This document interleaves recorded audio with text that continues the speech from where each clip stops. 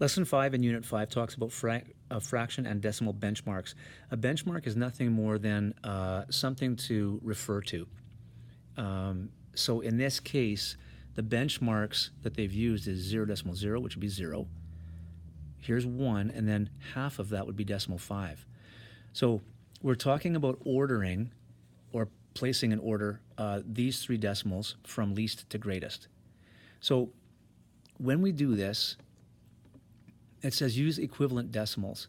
So 0.8 would be equivalent to 0.80 because what we've got is this 0.42 is talking about the hundreds column, the tenths and hundreds. This is into the hundreds column. So let's get this guy into the hundreds column. So 0.8 would be equivalent to 0.80. So if you think about this as 0.00 and 1.00, 0.80 would be here. 0.42 would be somewhere less than half, and 0.31 would be less than that yet. So it's not hard to put these in order if you think about them as something out of 100. So from least to greatest, it would be 0.31, 0.42, and 0.8. Not hard at all. So when you're talking about estimating, it says estimate to place the decimals on the number line, order the decimals from least to greatest. So we have 0.3, 0.1, and 0.7. So in this case, what we said was 0.25 would go about there because 0.5 is there. So I added two more benchmarks and I said, well, let's use, there's half there. What about a quarter and 3/4? And we did that because this guy here, 0.3, is very, very close to 0.25, but it would be slightly more. So somewhere in that range. And 0.7 is slightly less than 0.75, so it's kind of right in there. Doesn't have to be 100% accurate. We just have to know about where they are. And then 0.10 is way down here. So if you guys can get the sort of relative benchmarks here, it becomes really easy. On this one here, we said there's 0, there's 1/2 or 0.5, and there's 1.00. So 0.6 we know is slightly more than 1/2. 0.65 would be slightly more than that yet. And we added in 0.75 and 0.25 to help us out with that.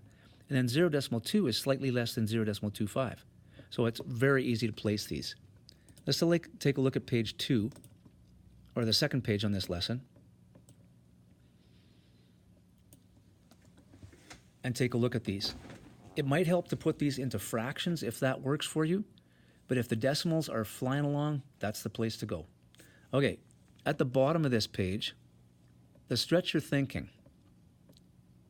I just want to show you what we did with that to kind of help you sort of get a direction to head. So it says order these numbers from least to greatest. 0.23, 7/10, 0.04, 1/4, and 0.8. So I've got them written down over here. And what you're trying to do here is get them into something that's the same. So it's hard, it may be hard to kind of compare a decimal with a fraction. So let's get them all into, there's our numbers, let's get them all into decimals. So if we get them all into decimals, 7/10, that's our tenths column right there, so 7/10 would be 0.7. 1/4, we know that's an equivalent fraction to 25 hundredths, so 0.25. So we can get them all into decimals and compare them that way, or we can put them all into fractions down here and we can compare them that way. So the work, I didn't necessarily show the work, and down below we just gave another example of what that would look like. This is our own made-up example. We gave another one down here. So compare apples to apples if you can. So in this case, 8/12, I got that into something close to something over 100. So everything we do, if we can compare fractions to fractions or decimals to decimals, it becomes very, very easy.